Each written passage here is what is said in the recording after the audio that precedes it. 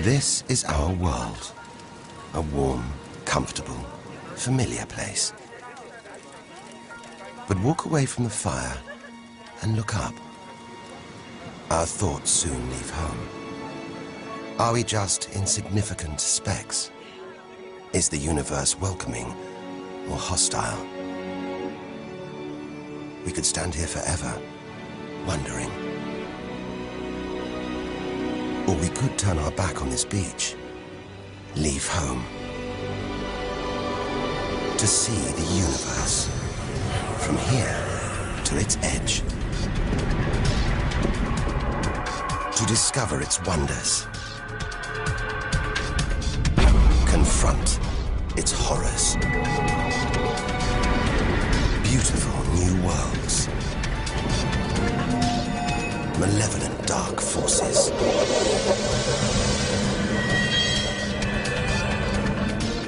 The beginning of time. The end of the world. Would we have the courage to see it through? Or would we run for home? There's only one way to find out.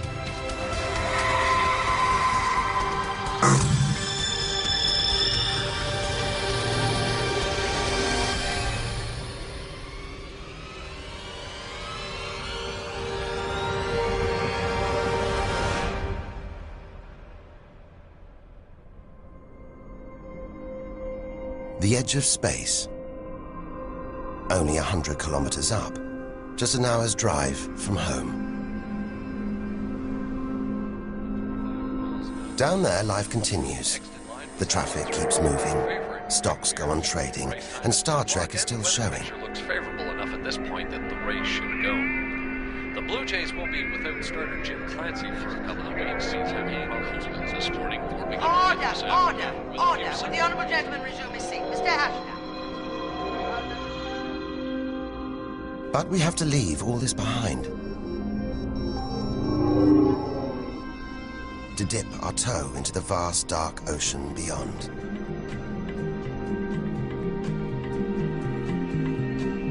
Into the shallows. Not too far from home. Onto the moon.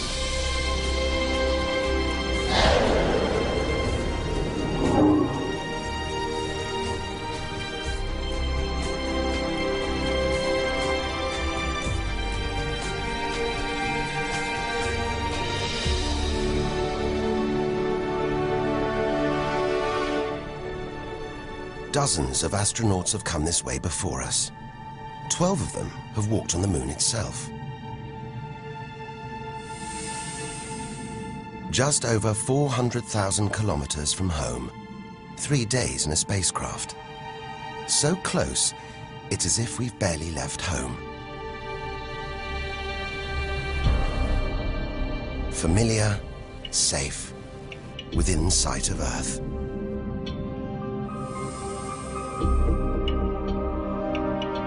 It looks like a deserted battlefield, bombarded by millions of meteoroids and asteroids.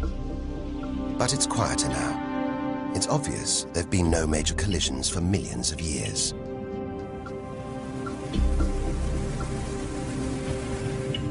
This brings back memories. The Apollo 11 lunar module. Neil Armstrong's first footprints. Looks like they were made yesterday. There's no air to change them. They should survive for millions of years. Maybe longer than us.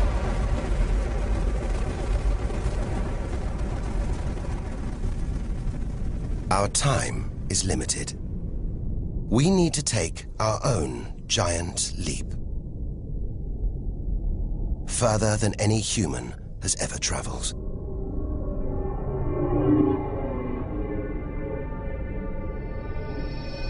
Out of the darkness, a friendly face.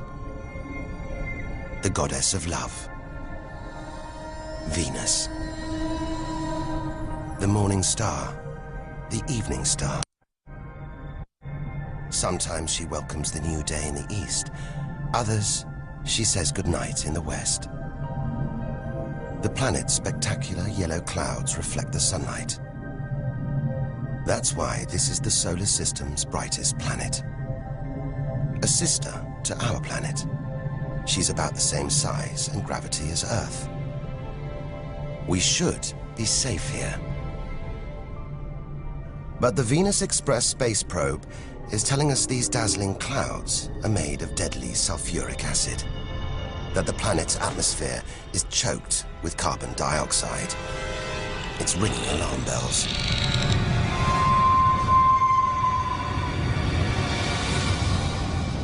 Venus is one angry goddess.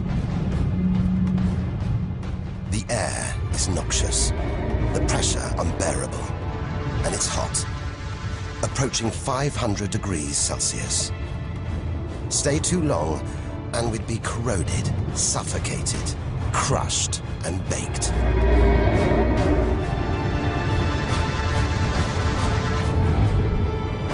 Nothing can survive here. Like this. It's a Soviet Venera robotic probe. Its heavy armor's being wrecked by the extreme atmosphere.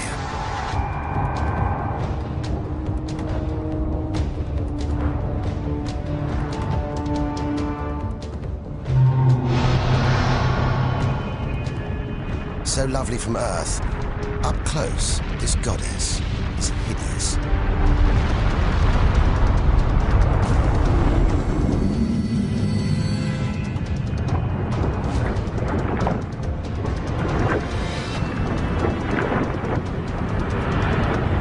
She's the sister from hell, pockmarked by thousands of volcanoes. All that carbon dioxide in its atmosphere is trapping the sun's heat. This is global warming gone wild. Before it took hold, maybe Venus was calm, more like her sister planet Earth. If that's true, this could be our planet's future.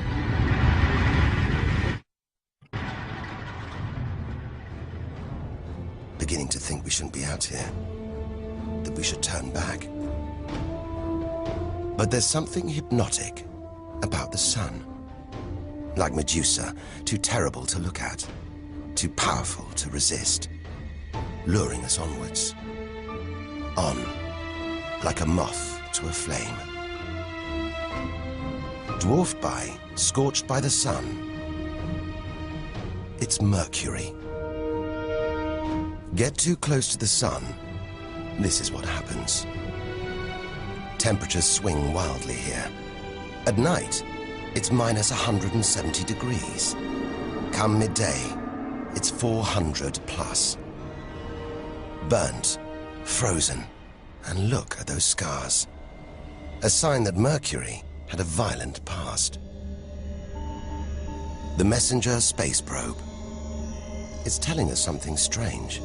For its size, this little planet has a powerful gravitational pull. It must be heavier than it looks. It's like a huge ball of iron, covered with a thin veneer of rock, the core of what was once a much larger planet. Maybe a stray planet slammed into Mercury, blasting away its outer layers in a deadly game of cosmic pinball. Whole planets on the loose, destroying anything in their path, even entire planets. And we're in the middle of it. Vulnerable, exposed, small. Everything is telling us to turn back. But who could defy this?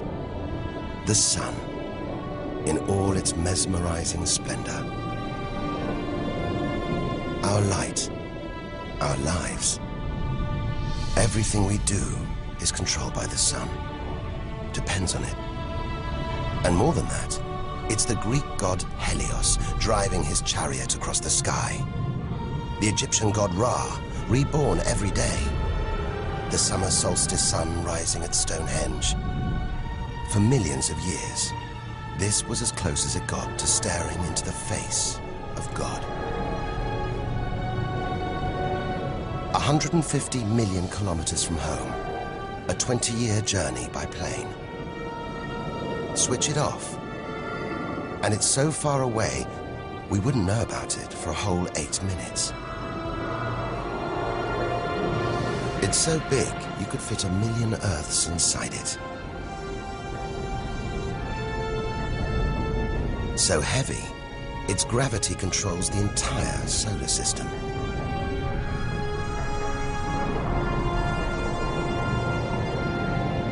But who needs numbers? We've got the real thing. We see it every day, a familiar face in our sky. Up close, it's unrecognizable. A turbulent sea of incandescent gas. The thermometer rises to over 5,000 degrees. Down in the core, it's got to be tens of millions of degrees.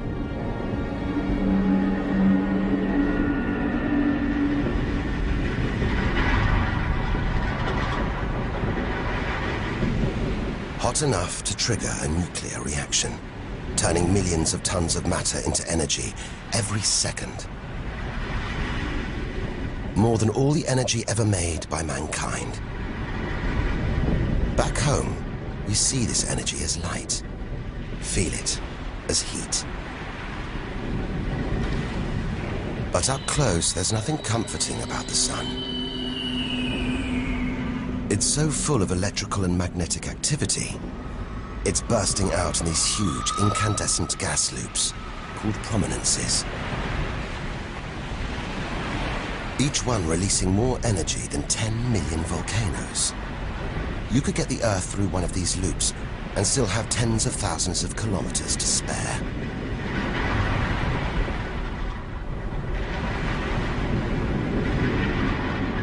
And where they burst through, it's exposing the cooler layers below, making sunspots. They're a fraction cooler than their surroundings. It's why they look black, but they're still hotter than anything on Earth. And they're massive, too. Some of these are at least 50,000 kilometers across. A solar flare. A superheated stream of electrified gas blasting deadly radiation out into space.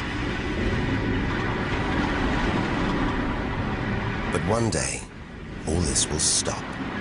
The sun's fuel will be spent.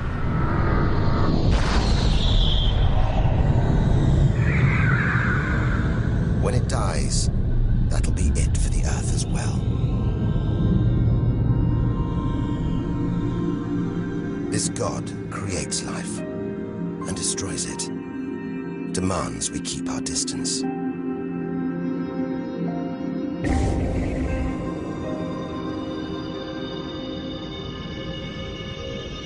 This comet has strayed too close. It's being boiled away by the sun's heat, creating a tail that stretches for millions of kilometers.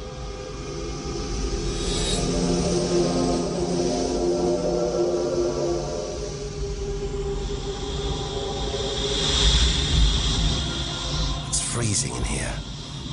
There's no doubt where this comet's come from. The icy wastes of deep space. But look at all this steam, the geysers and dust. It's the sun again, melting the comet's frozen heart.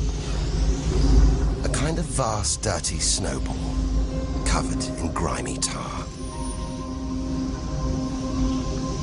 Tiny grains of what looks like organic material, preserved on ice since, well, who knows when. Maybe even the beginning of the solar system. Say a comet like this crashed into the young Earth billions of years ago. Maybe it delivered organic material and water, the raw ingredients of life. It may have even sown the seeds of life on Earth that evolved into you and me.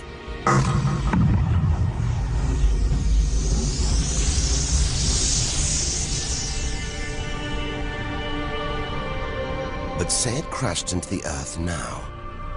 Think of the dinosaurs, wiped out by a comet or asteroid strike.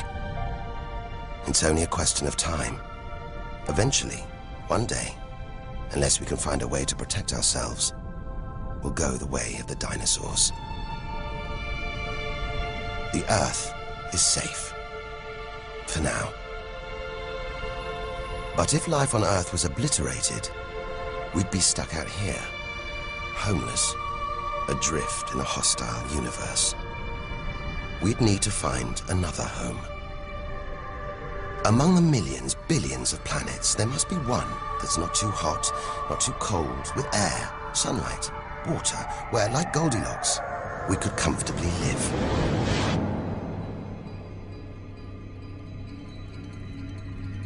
The red planet. Unmistakably, Mars.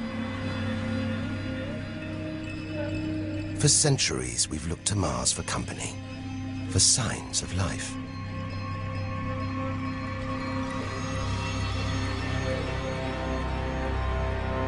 Somewhere down there could be extraterrestrial life. But are we ready to find it? Ready to rewrite the history books, to tear up the science books, to turn our world upside down? What happens next could change everything.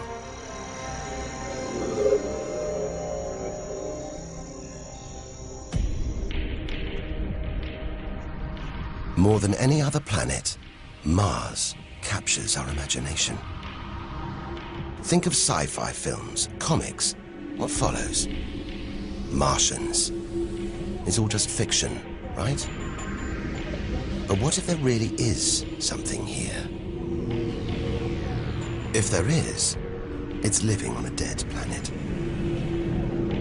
The processes that make Earth habitable shut down hundreds of millions of years ago here. Red and dead. Mars is a giant fossil.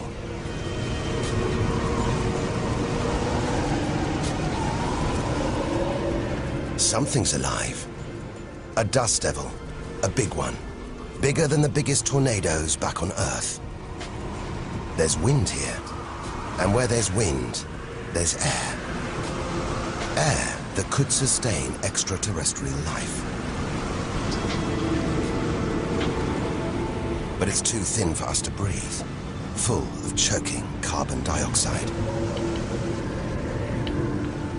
There's nothing to protect Mars from the sun's ultraviolet rays. And it's cold, as low as -80 degrees, freezing water in the ground, at the poles, and even in the atmosphere, as snow.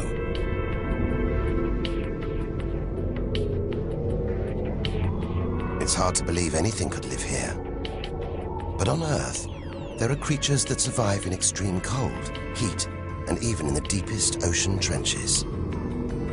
It's as though life is a virus. It adapts, spreads. Maybe we're carrying the virus of life across the universe right now. Even in the most extreme conditions, life usually finds a way.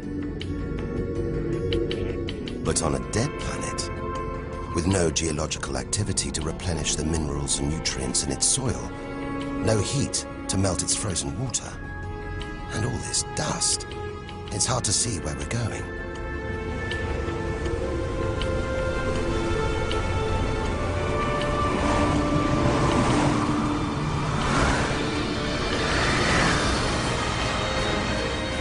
But we can't miss this. Olympus Mons. A vast, ancient volcano. 3 times higher than Everest. So wide, it would stretch almost all the way across Spain.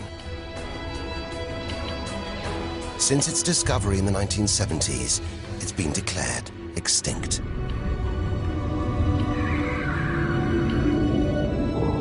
It looks like there's something happening on its slopes.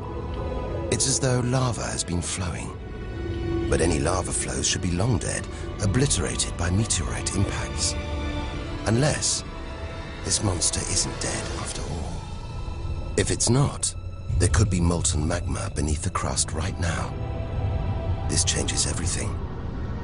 Volcanic activity could be melting frozen water in the soil, recycling minerals and nutrients, creating conditions for life to exist.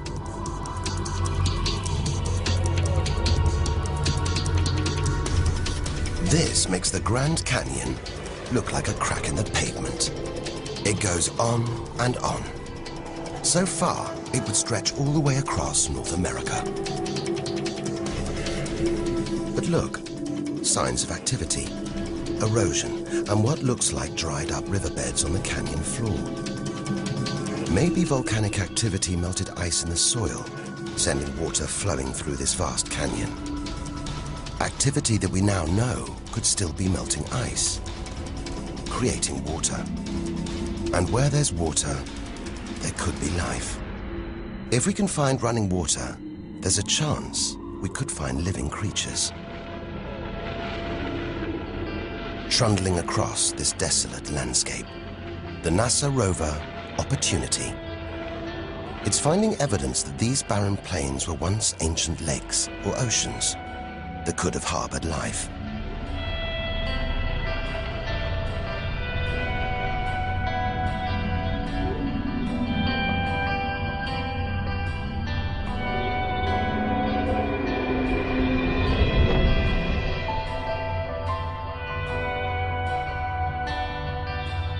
Look at these gullies. When probes orbiting Mars pass over them, they keep spotting new ones. More proof that Mars is alive and kicking. That there may be water flowing beneath the surface, creating these gullies. Water which could be sustaining Martian life.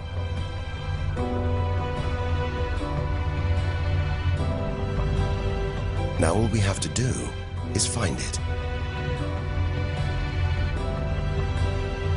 Unless we've already found it. Not on Mars, but on Earth. There's one theory that has life starting here before moving to Earth. The idea is that an asteroid impact blasted fragments of Mars, complete with tiny microbes, out into space and onto the young Earth, where they sowed the seeds of life itself. No wonder we find Mars fascinating. It could be our ancestral home. If it's true, it means we're all Martians. The Mars we thought we knew is gone, replaced by this new, active, changing planet. And if we don't know Mars, possibly the solar system's most studied planet, what else don't we know? There must be other secrets out there, waiting to be discovered.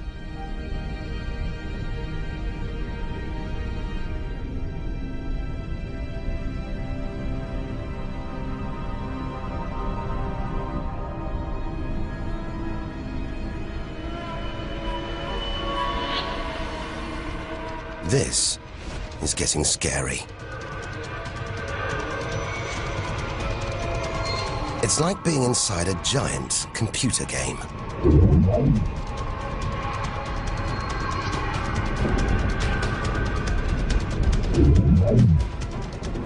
But these are all too real. Asteroids, some of them hundreds of kilometers wide. This one must be about 30 kilometers long. And look, perched on it, a space probe. Can't have been easy parking on an asteroid traveling at 80,000 kilometers an hour. It's a lot of effort to investigate some rubble. Rubble that regularly collides, breaking up and raining down on Earth as meteorites. Magical tokens, supernatural omens, and more than that. Turns out it was rubble like this that came together to make the planets, including our own.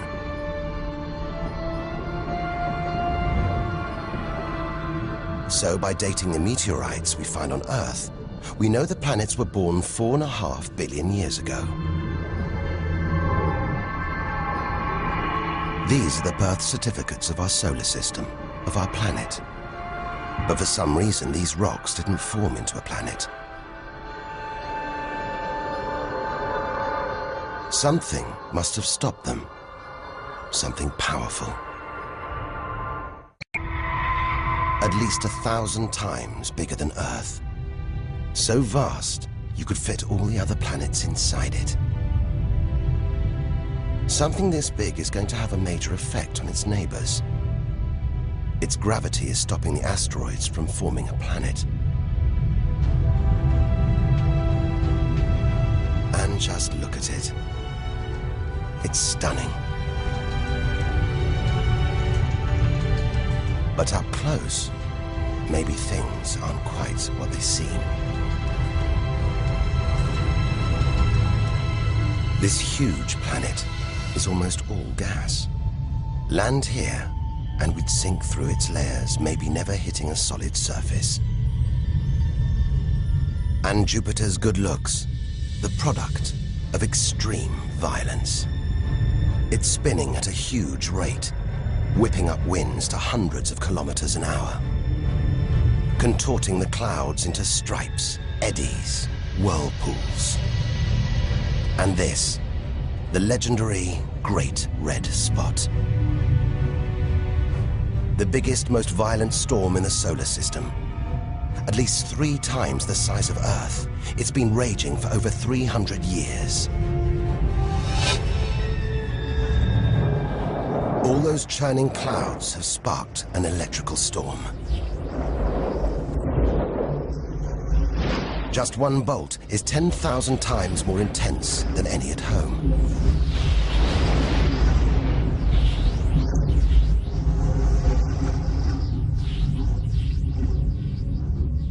It seems the best place, the safest place to see Jupiter is from a distance. That's just beautiful, dancing round the poles like the aurora back home. But the Geiger counter is going wild.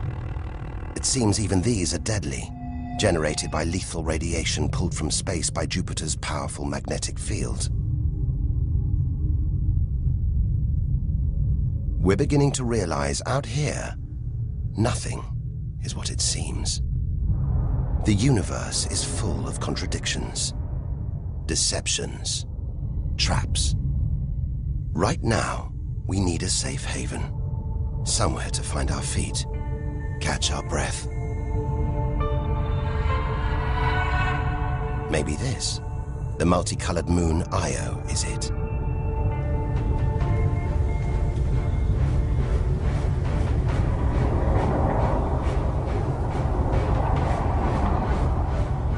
Those pretty colors, a molten rock, sulfur, volcanoes, spewing burning hot ash and sulfur hundreds of kilometers into the air. This is no safe haven. This is the most volatile place we've seen since the sun. Our magical journey to the edge of the universe is turning into a desperate flight. We've got to keep believing, hoping that amidst the dangers, there are wonders waiting to be discovered.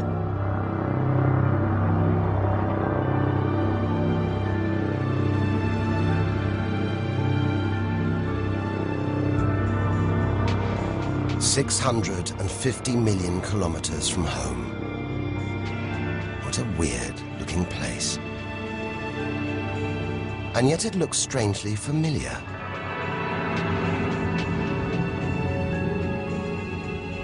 A bit like the Arctic with all that ice, all those ridges and cracks.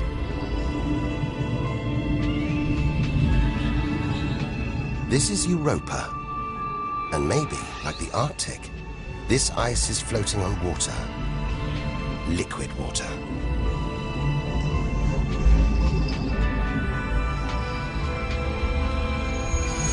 It's an intriguing thought. But we're 800 million kilometers from the sun. Surely Europa is frozen solid.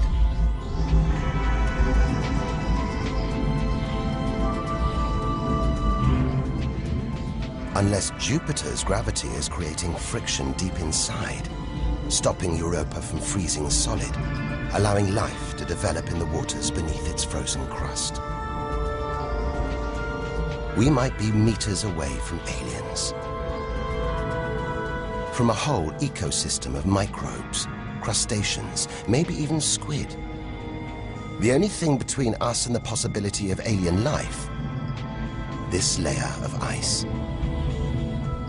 But until we send a spacecraft to drill through the ice, Europa will remain one of the solar system's greatest mysteries.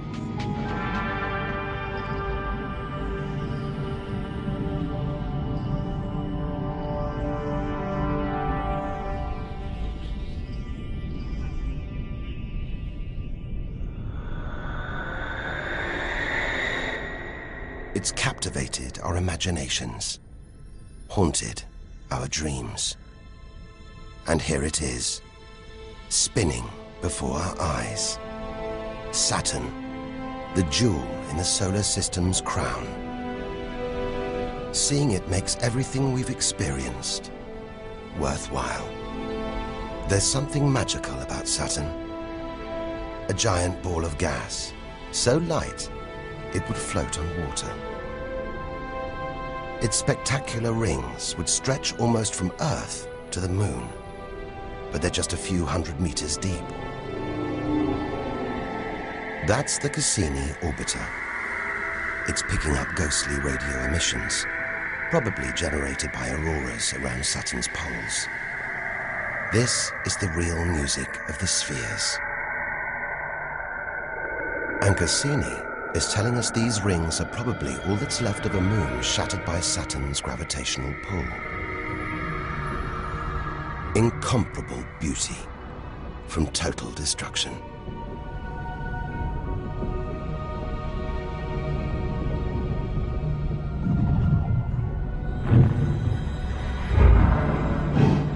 Billions of shards of ice, some as small as ice cubes, others the size of houses.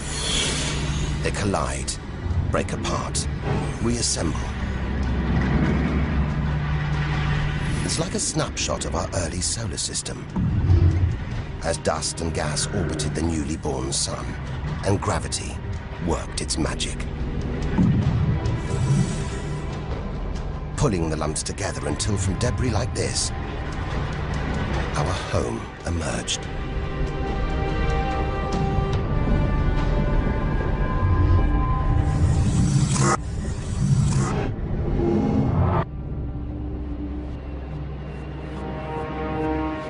We could stay here forever, gazing at Saturn's seductive allure. But we have to drag ourselves away. We've got so much further to go, so much more to learn.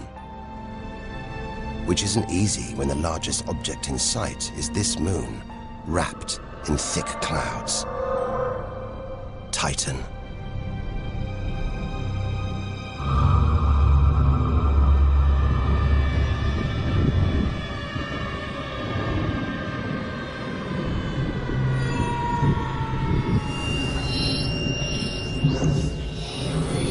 It seems like there's an atmosphere down here. There's wind, rain, even seasons. And look at these rivers, lakes and oceans. It's the most similar place to Earth we've seen so far. Maybe it was worth tearing ourselves away from Saturn after all. Except that's not water. That's liquid natural gas. There must be hundreds of times more natural gas here than all the Earth's oil and gas reserves. If we could get it home, it could power our cities, fuel our cars for thousands of years. Or maybe, one day, we could use it here to fuel a colony. Assuming there isn't life on Titan already. The Huygens space probe, dropped onto Titan's surface from Cassini, is here to find out. It's telling us there are organic materials in the soil, but it's so cold, minus 180 degrees. There's no way these could come together to form life. Unless Titan warms up. The sun is predicted to get hotter. When it does, maybe life will spring up here, just like it did on Earth billions of years ago. As the Earth gets too hot for us, maybe we'll move to Titan.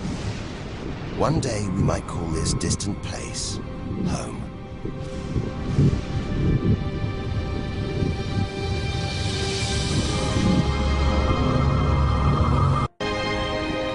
Home. We're at least 1 billion kilometers away now. Beyond this point, we lose visual contact with the Earth. We're standing on a cliff, looking out into the solar system's mysterious outer reaches.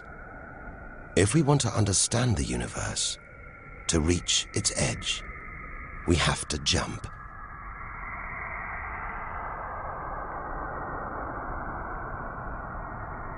Unseen from Earth, unknown for most of history, we're in the solar system's outer reaches. It's like diving down into the deep ocean.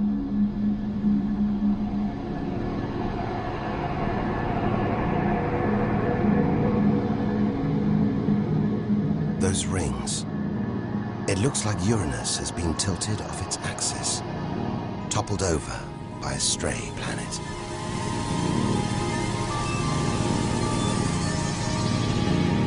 It's eerie out here. Already beginning to feel small, lonely. Maybe this is how we'll feel, what we'll find at the edge of the universe. But we've barely left the shore. Shrink the Earth down to the size of a pea. We've traveled less than 2 kilometers. But to reach the edge of the solar system, we've got to travel another 20,000 kilometers. Out of the deep, another strange beast. The god of the sea, Neptune.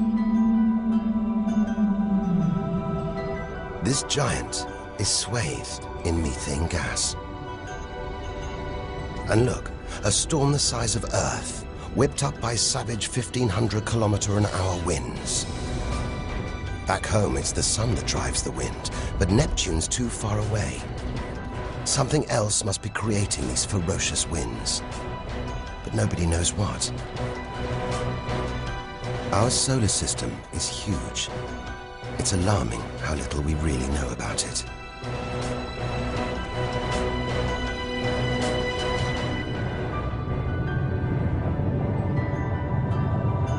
Plunging deeper, something to cling to.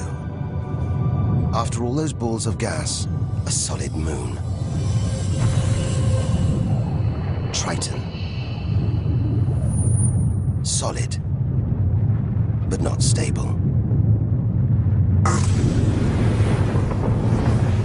Just look at these geysers, cosmic chimneys pumping out strange soot. And this moon is going round Neptune in the opposite direction to the planet's spin. A cosmic battle of wills that this angry moon is always going to lose. Neptune's massive gravity is pulling on Triton, slowing it down, reeling it in.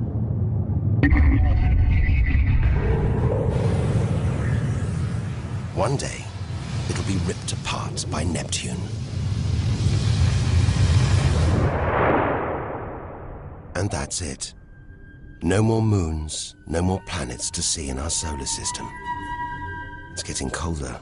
We're getting further from the sun, slipping from the grip of its gravitational tentacles. But look at all this. It's not a void. It's teeming with frozen rocks, icy spheres, like Pluto. Until recently, it seemed Pluto was alone. Beyond it, nothing. We were wrong. More frozen worlds. Discoveries so new, nobody can agree what to call them. Plutinos, ice dwarfs, cubanos. Whatever the name, the implications are the same. Our solar system isn't the neat model we thought it was. Over 13 billion kilometers from home, the most distant thing ever seen to orbit the sun, another small, icy world called Sedna, discovered in 2003. Its orbit takes 10,000 years and sends it 130 billion kilometers from the Sun. Hang on. There's something else out here. 16 billion kilometers from home, the space probe Voyager 1. If it wasn't for this bundle of aluminium and antennae, we'd have no images of the giant planets, no clue about their strange moons. It's traveling 20 times faster than a bullet, sending messages home.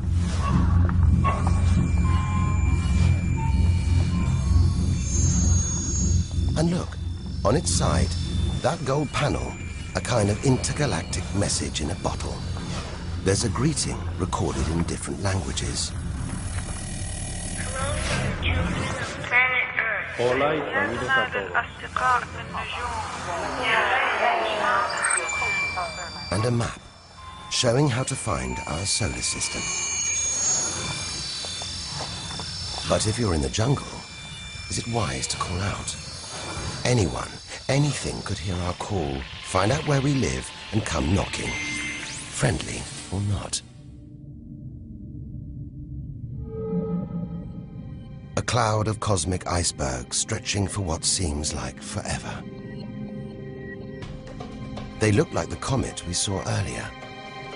Maybe it started life out here, until something dislodged it, sending it towards the sun, just like the comets that may have planted life on Earth billions of years ago. And seeing all this ice, maybe they carried water to Earth too. It's an astonishing thought.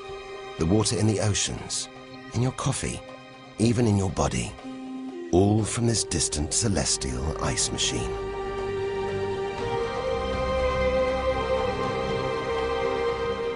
We're 8 million, that's 8 trillion kilometers from home. But in reality, this is only a baby step. Ahead, trillions of kilometers, billions of stars. This is it. Time to stop looking in and start looking out. To step out into the big, wide universe. Into interstellar space.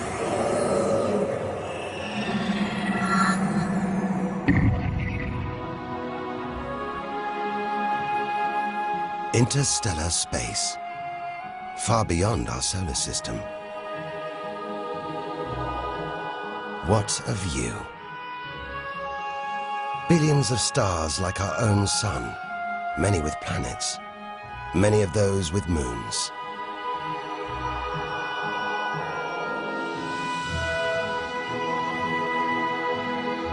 It's hard to know which way to go. There are infinite possibilities in every direction. Whichever way, we're going to need a serious burst of acceleration.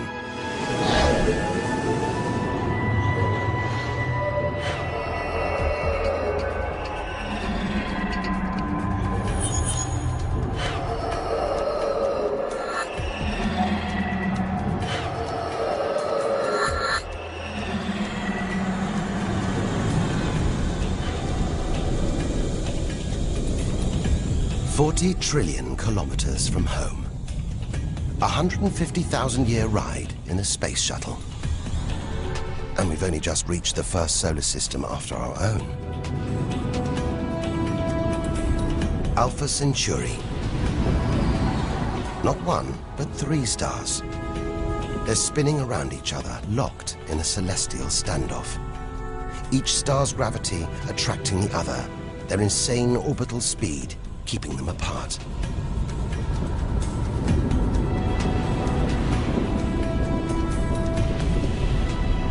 Get between them, and we could be flung into the face of one of these stars. Vaporized, trillions of kilometers from home. So far, the kilometers are becoming meaningless. We're going to have to talk in light years. A beam of light takes 1 year to travel 10 trillion kilometers. So 40 trillion kilometers is 4 light years from home. It's crazy. Distances so vast, they're almost beyond comprehension.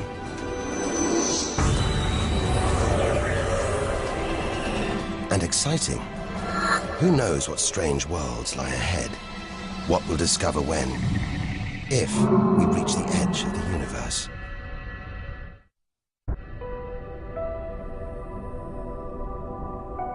"10 light years from Earth, the star Epsilon Eridani.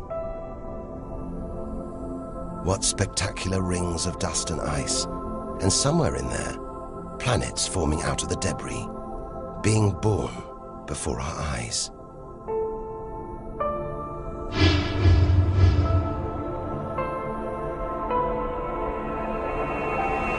Asteroids and comets everywhere.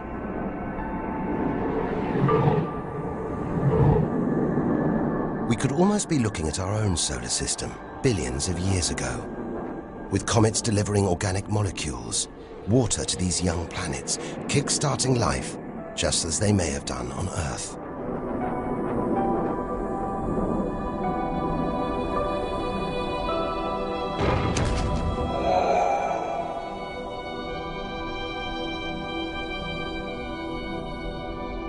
At the center of all this action, a star smaller than our sun. It's still in its infancy. Any life in this solar system would be primitive at best.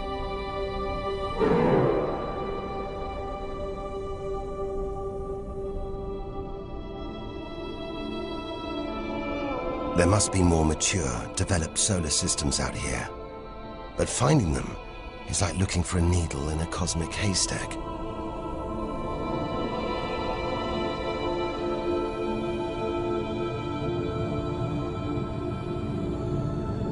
"20 light years from Earth. Star Gliese 581.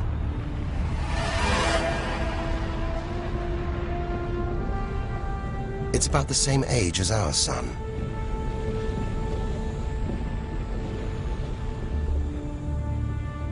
And orbiting it, this planet. It's just the right distance from its sun. Any closer and water would boil away. Any further and it would freeze. Ideal conditions for life to have evolved.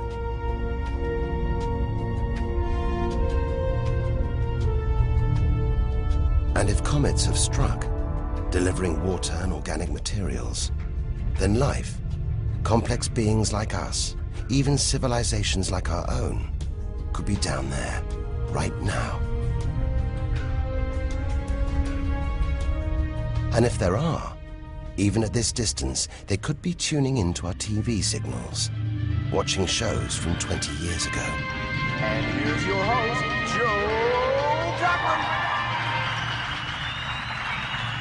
But until future generations can find a way of communicating over these vast distances, all we can do is speculate. Us and them, living parallel lives, unaware of each other's existence. Unless life has been and gone.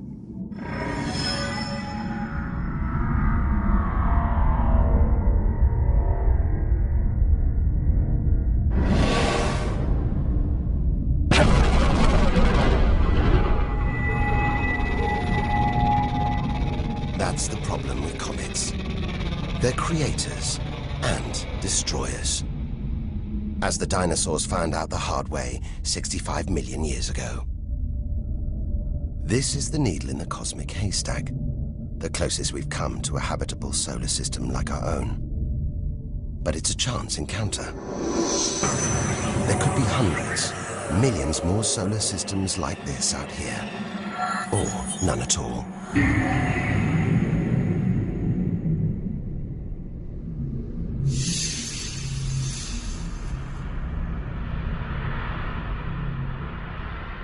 This is vast. And look, it's the planet Bellerophon.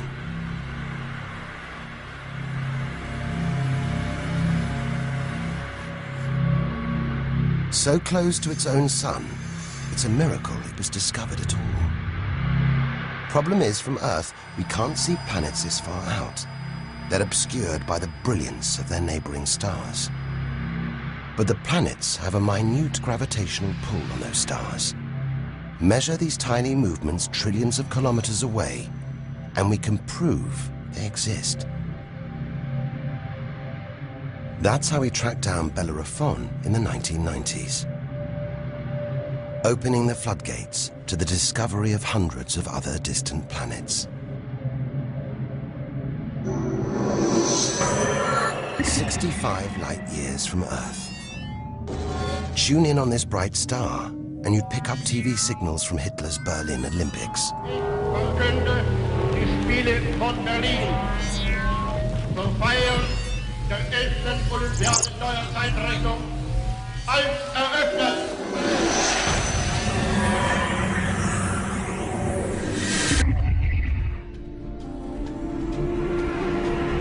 Twin stars.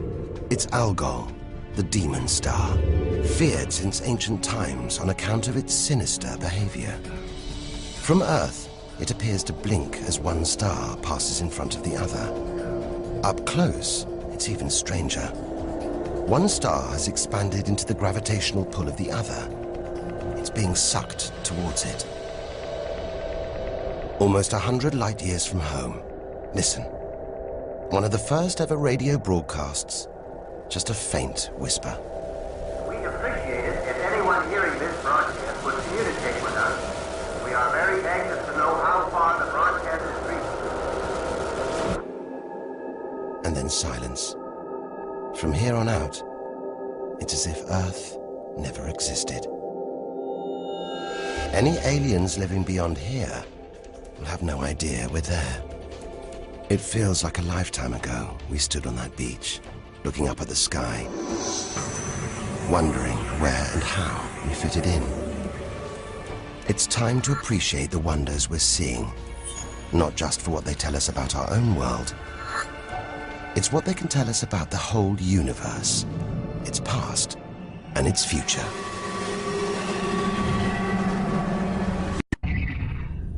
Deep inside our galaxy, the Milky Way, a vast celestial library, each star a book with a story to tell. It's all here, waiting for us to lift the cover. The seven sisters, daughters of the ancient Greek god Atlas, transformed into stars to comfort their father as he held the heavens on his shoulders.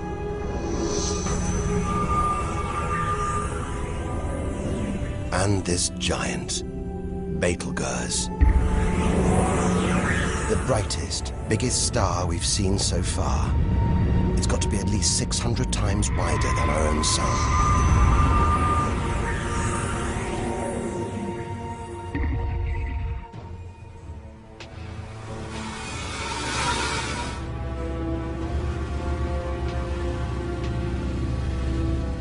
But this, it's not a star. Not a planet. Not like anything we've ever seen.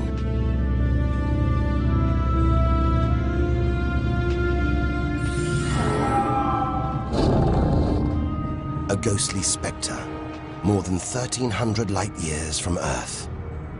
Orion's dark cloud. Dust and gas, so dense it's shrouding us, shutting us off from the universe outside.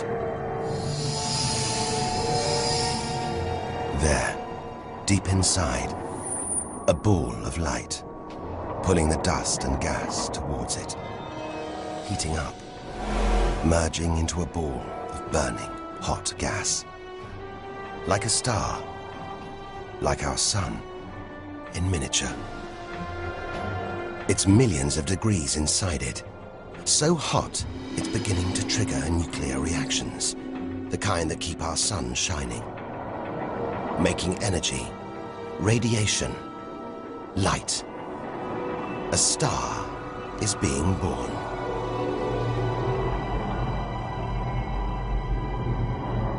Or rather, stars.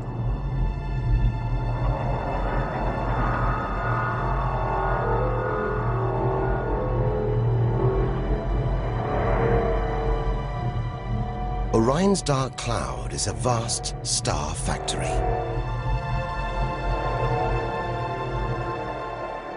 We're witnessing the birth of the future universe.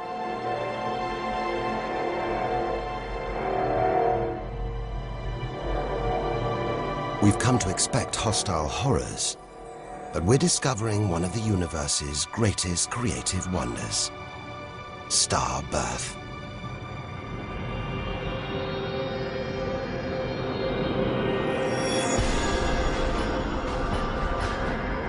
Perhaps we spoke too soon.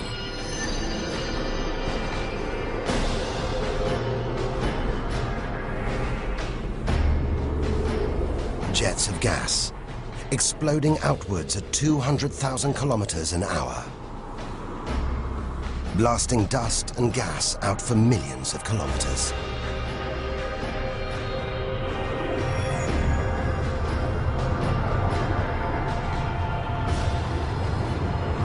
It's unbelievably violent, but look at the results.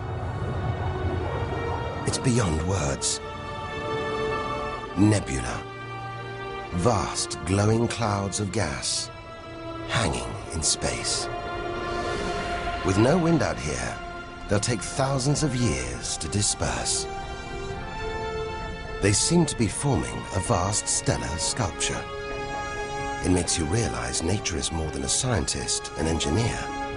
It's an artist on the grandest of scales. We've seen some strange sights, but this is a masterpiece. A giant horse's head rearing up in space. Stars are born, grow up, and then what? Do they die? Do they slip quietly into the night, or go out with a bang?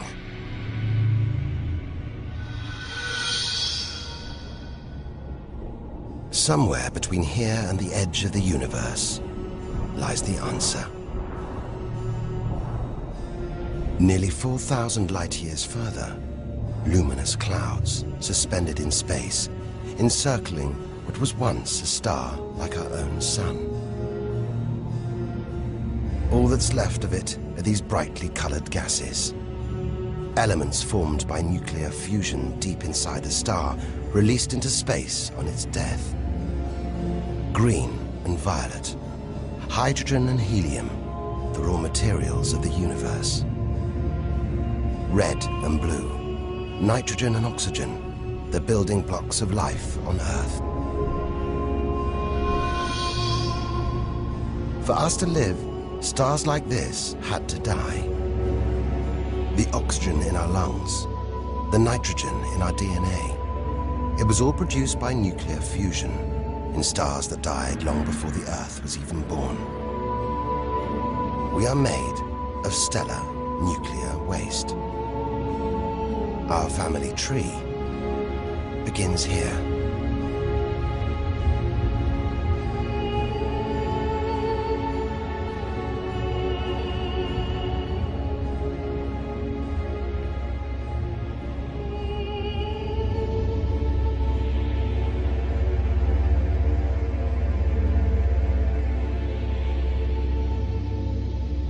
At its heart, the ghost of a star. It's a white dwarf. White, hot, small, but unbelievably dense. In the star's dying moments, its atoms fused and squeezed together, making it so dense that just a teaspoon of this white dwarf would weigh 1 ton.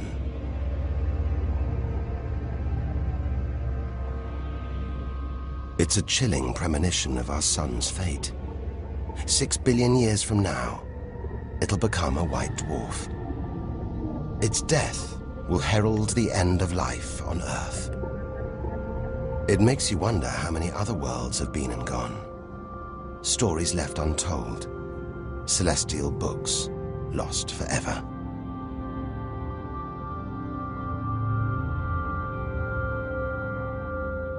But the greatest story of them all is still to be told. we must go back through time to the very first chapter to tell the story of how the universe began.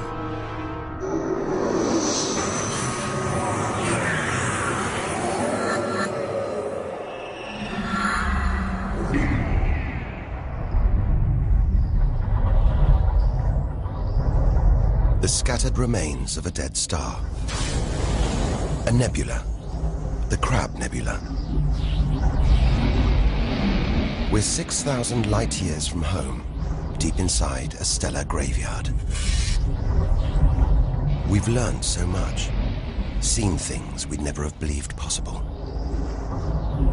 Now, sights like this, wonders once beyond imagination, we take in our stride.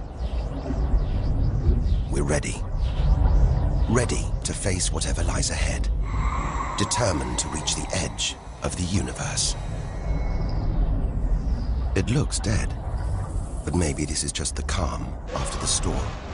After a massive explosion. Powerful enough to turn a huge star into a cloud of dust and gas. A supernova.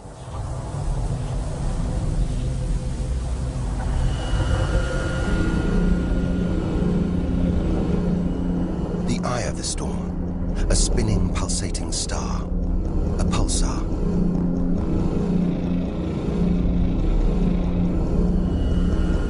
Gravity must have squeezed the giant star's core down to this.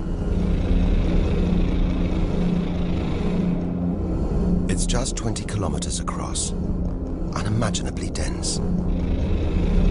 One pinhead of this would weigh hundreds, maybe millions of tons. As it shrank, like a figure skater spinning on the spot, arms outstretched, then pulling them in, it began to spin faster. Two beams of light, energy, radiation, spinning 30 times a second, powering the huge cloud of dust and gas. There's so much radiation here, more even than on the sun.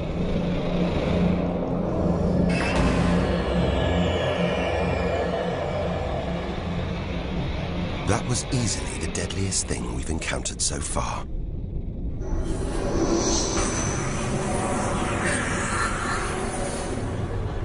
Once, it would have terrified us. But now we realize that without the dangers, there'd be no wonders. Without the nightmares, there'd be no dreams.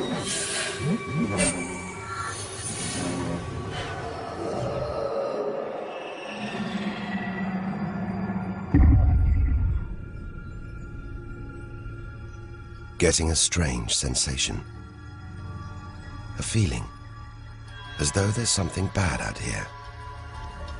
A malevolent presence. The one thing we didn't want to encounter. Impossibly black, blotting out the stars behind it. We are staring into the face of extinction. The remains of a giant star. A black hole. Instead of contracting to a white dwarf or a pulsar, it just kept on going. Shrinking until it got so small, it's just a few kilometers across. Far denser than a pulsar and impossible to resist.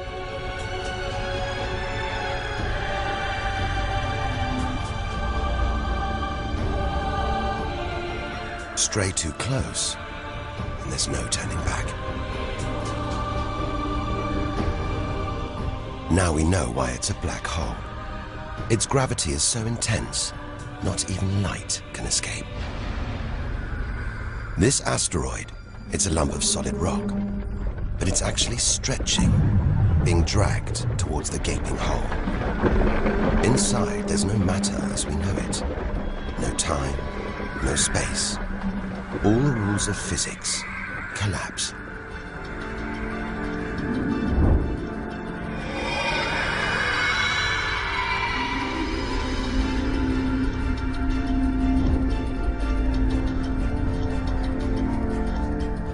asteroid is gone. Truth is, nobody really knows where. We're looking at the limit of human understanding. There could be millions of black holes creeping around our galaxy. More perhaps than all the stars in the sky. But we wouldn't see them until it was too late.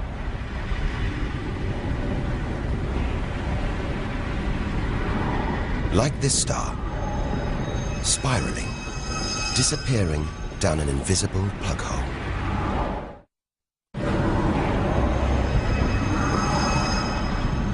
Who's to say we don't live inside a vast black hole? That the whole universe isn't inside one right now, inside another universe. Think about it for too long, and your mind reels. Sometimes it feels like the more we see, the less we know. But we do know our galaxy is more complex and more dangerous than we ever imagined.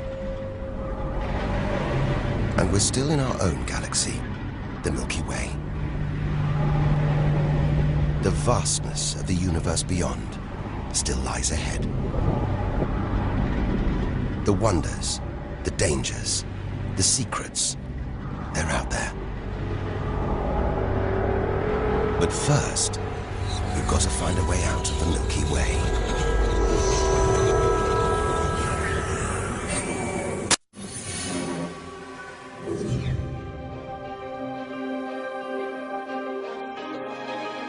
Seven 7,000 light years from home, still deep inside our own galaxy. It's as though we're in a forest thick with trees, each so beautiful, so fascinating. It's impossible to look beyond, to see the bigger picture. We have to find a way through, reach the clearing at the galaxy's edge. Only then can we begin to understand where it and we all began. But faced with sights like this, it's hard to leave. A colossal glowing cloud topped by these great towers of dust. The pillars of creation. Like a gateway into the far galaxy. Both pillars studded with tiny protrusions. Embryonic star systems. Each one the size of our solar system. Another monument to nature's astonishing creativity.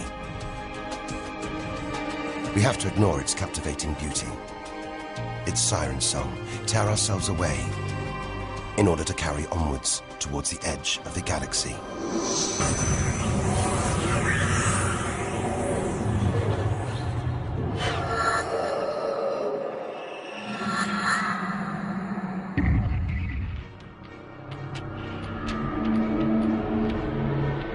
Dazzled by the Milky Way's beauty, we've been blinded to its terrors and strayed into a cosmic minefield.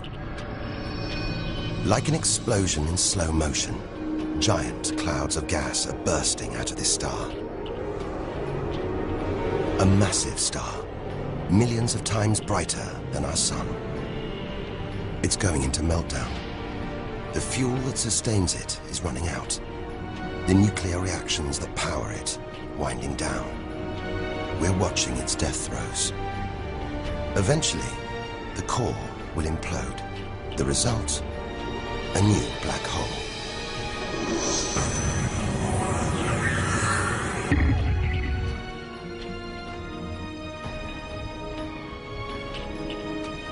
An even bigger, dangerously unstable star. But this one's about to explode. And when a star this big dies, it's 100 times more violent than a supernova. Somehow we've stumbled into the most violent star death imaginable. A hypernova.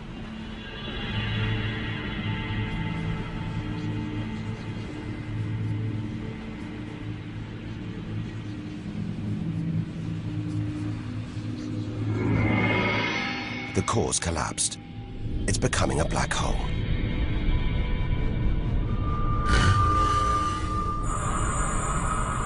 And that's the shockwave, surging through the star, ripping its outer layers into space.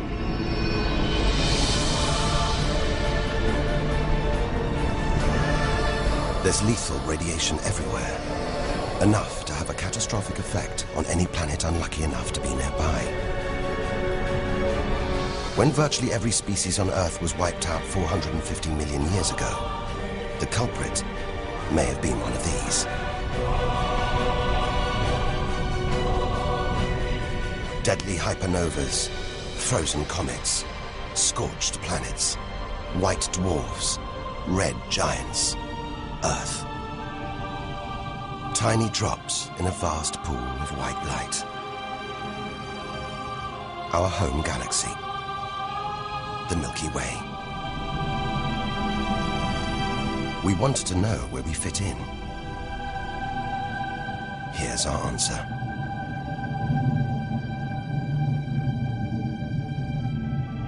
Civilizations, past and present. Everyone that's ever lived. The smallest bug, the highest mountain. All of it. Invisible. Not even a tiny speck.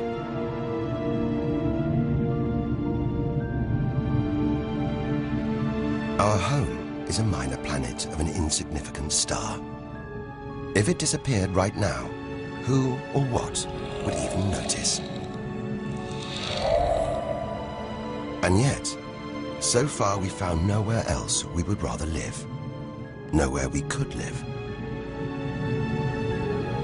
It's only now, far from home, that we're beginning to truly appreciate it.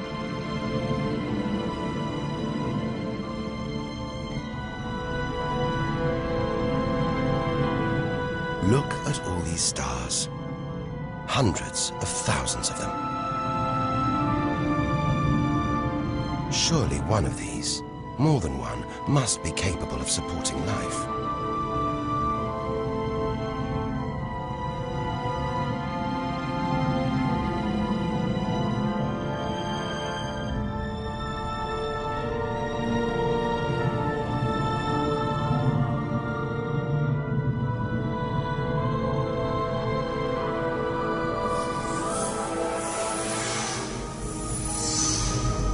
Maybe here, in this swarm of stars, the Great Cluster. Back in the 1970s, astronomers sent a message in this direction, detailing the structure of our DNA and our solar system's location. But it's so far from home, the message won't arrive for at least another 25,000 years. We haven't found alien life yet. But neither have we found any reason to believe it isn't out here, somewhere. There's an equation, devised to estimate the number of other advanced civilizations. Crunch the numbers, and the result is shocking. There could be millions of civilizations, just in our own galaxy.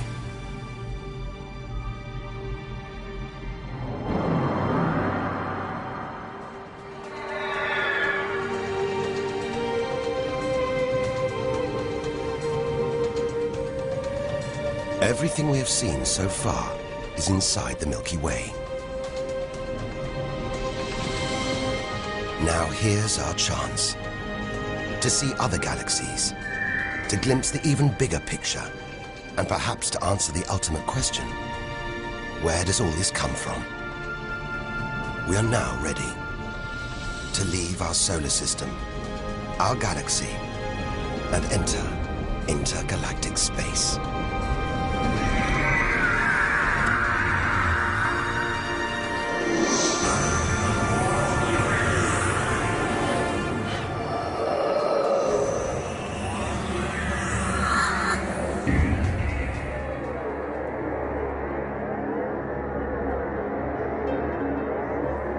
Beyond the Milky Way, through the vast expanse between galaxies, against all the odds, we've made it to intergalactic space.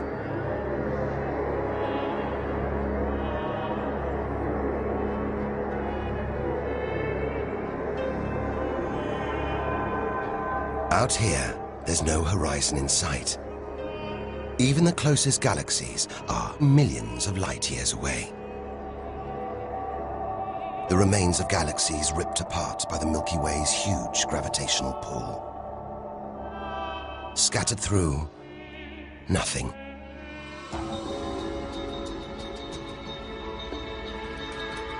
This is as close as the universe gets to a perfect vacuum. But even this isn't totally empty. There are thin wisps of gas, fine traces of dust, and something else. Dark matter. So mysterious we can't see it, feel it, taste it, touch it, or even measure it. Yet so common, it could make up over 90% of all the matter in the universe. If dark matter does exist, it means there's no such thing as empty space. Even out here, we're surrounded by matter. We only know it exists because of the strange hold it exerts on galaxies, like this one, the Large Magellanic Cloud.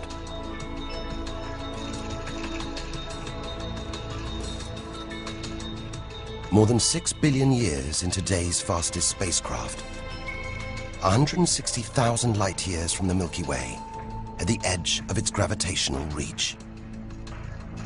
This galaxy should spin off into space, but something is holding it here. Something invisible, powerful, dark matter. Stars, clusters of stars, nebulae. It's a vast astronomical treasure house.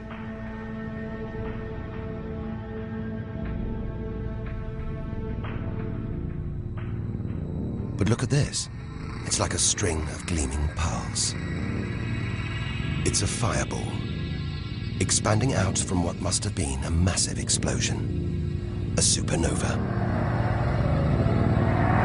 So bright that when light from the explosion reached the Earth in 1987, it was visible with the naked eye.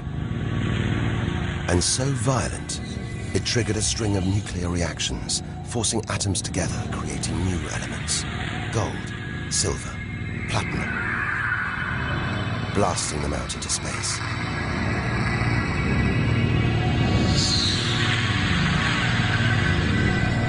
The gold in the ring on your finger was forged in a massive supernova like this. Trillions of kilometers away, billions of years ago. Before we left home, the universe seemed separate. Something out there, up in the sky. We were wrong. The story of the universe is the story of every one of us.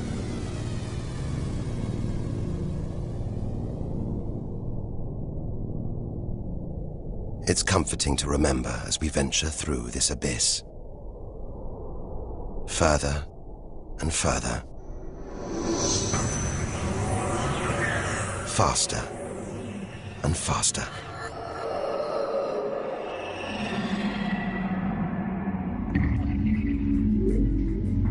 The Andromeda Galaxy, 2.5 million light-years away. It's moving through space at nearly 1 million kilometers an hour. Everything in space is moving apart like shrapnel from an explosion. We're seeing this galaxy as it was when our ape-like ancestors first walked across the African plains.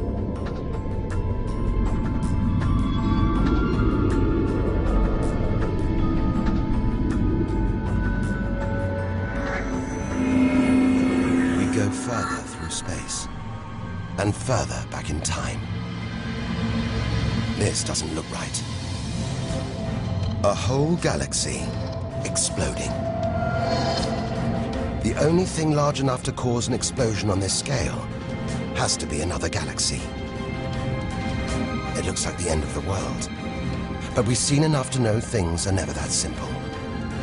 This galaxy won't die. It'll be reborn. A new shape, perhaps even new stars. As dust and gas collide, creating friction, shockwaves, triggering the birth of stars.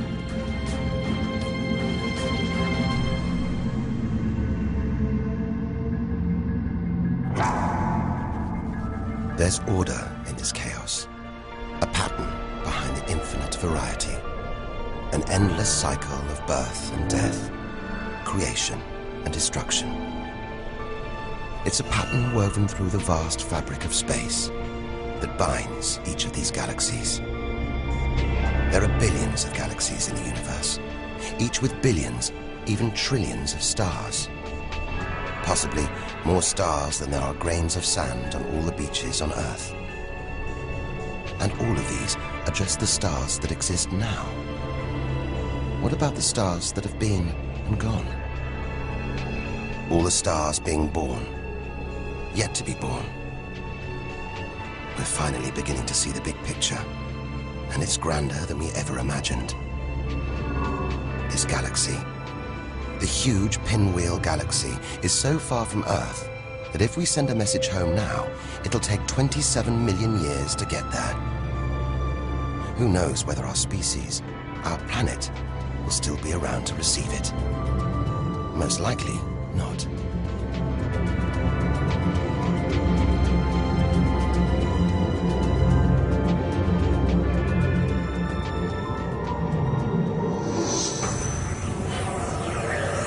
We travel on, back through time. Past the point where the dinosaurs were wiped out.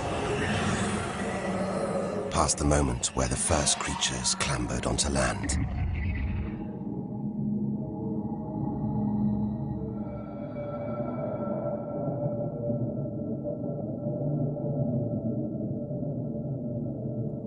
Two billion light years from home. Closing in on the edge of the universe, going back to the beginning of time. This isn't a galaxy. It's brighter than hundreds of galaxies put together. A blinding beam of energy bursting out for trillions of kilometers. Something this big, this bright, must be incredibly powerful. Experience tells us, out here, power equals danger. It looks like a quasar, the deadliest thing in the universe. If it is, then our journey could be over, just as the end is almost in sight.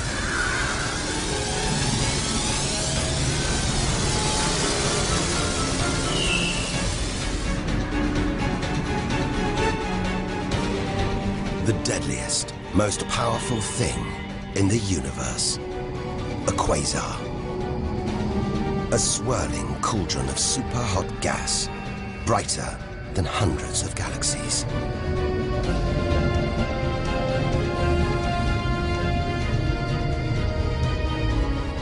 The source of this awesome power lies deep inside the heart of the beast.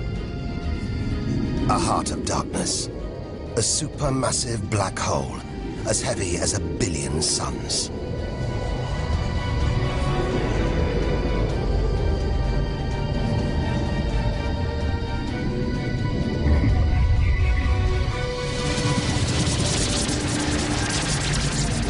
It's ripping apart whole stars, sucking their gases into the quasar, devouring them, until they're nothing, lost forever from the visible universe.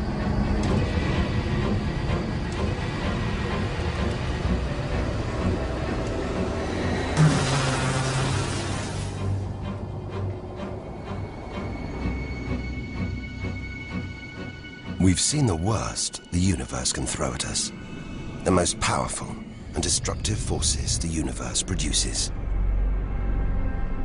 Now it's on to the very edge of the universe. It's almost within reach.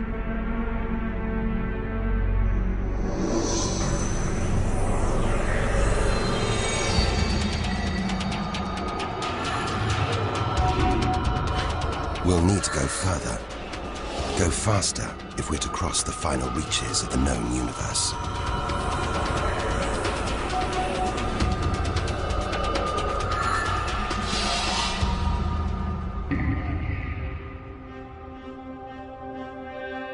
Eight billion light years from home.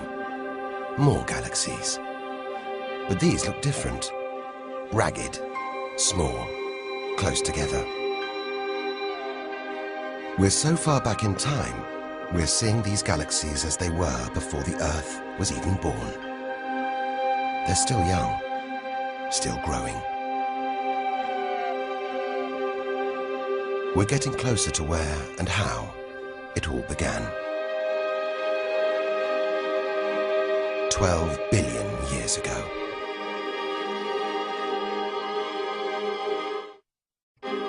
Look at the galaxies now. They're more like primitive plankton floating in a vast, dark ocean.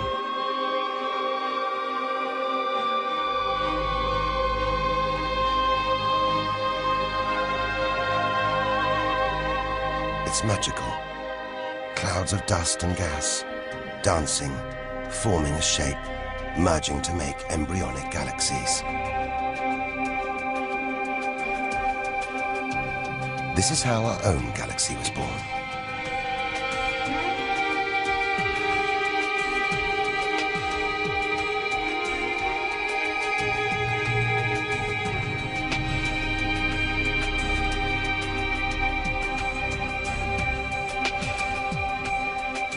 They're disappearing. We've gone back before the stars were born. Into a cosmic dark age. And before that, light. The afterglow from a massive explosion. The explosion which created the known universe.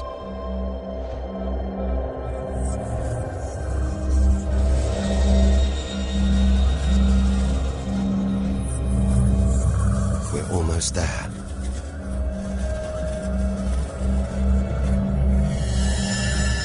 This is it. We've made it. The edge of the universe. 130 billion trillion kilometers from home. 13.5 billion years ago.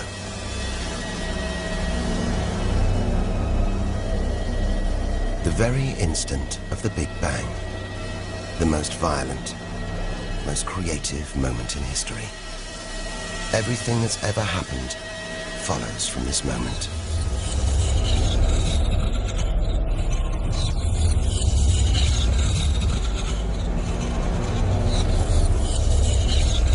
Every religion, every culture has pondered it. But we still don't know what sparked this act of creation, or why. This is where our journey ends, and the universe begins.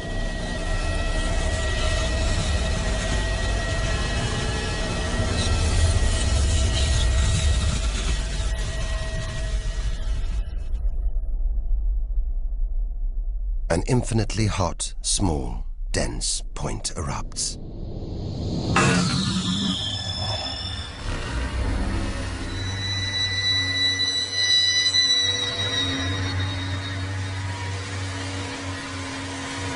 Creating space, time, matter, our universe itself.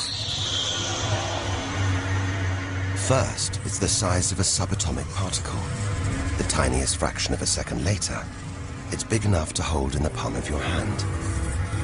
Moments later, it's the size of the Earth.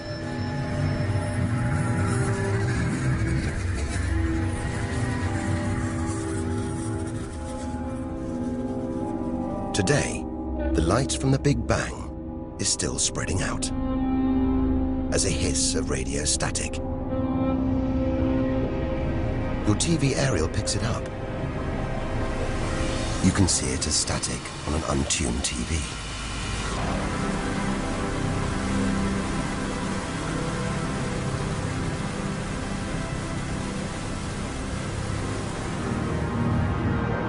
We go on, forwards through time, riding the blast wave.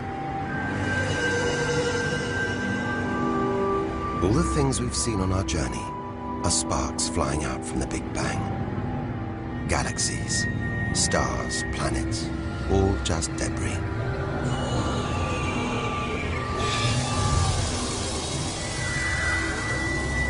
back through our galaxy.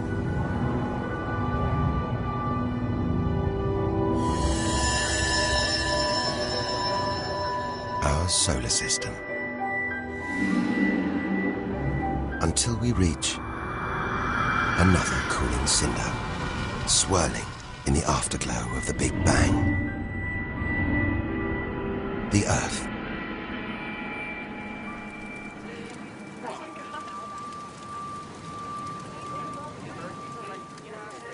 We had to go back to the past to see our future.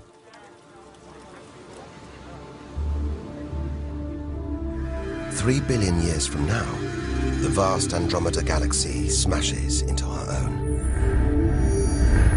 A new galaxy is born. The sun and planets survive, but they've been thrown into a huge looping orbit around the new galaxy. The sun is becoming a red giant, swallowing up Mercury and Venus, scorching our planet's surface, destroying all life on Earth.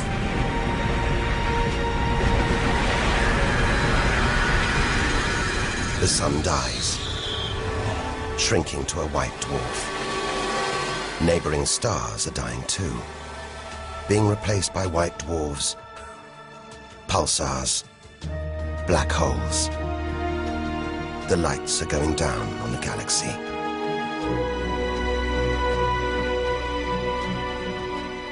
Since the Big Bang, the universe has been fading, dying, not with a bang, but with a long, drawn-out whimper.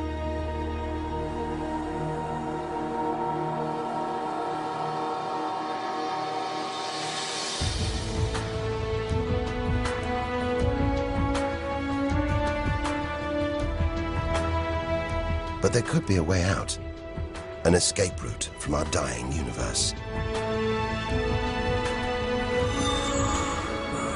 It might be possible for our distant descendants to find a shortcut through space and time, a wormhole. If there are other universes, it could take our descendants from our doomed universe into a parallel one, where they could find another Earth, still in the prime of life. If they're lucky enough, they will live on in a new universe, a new home.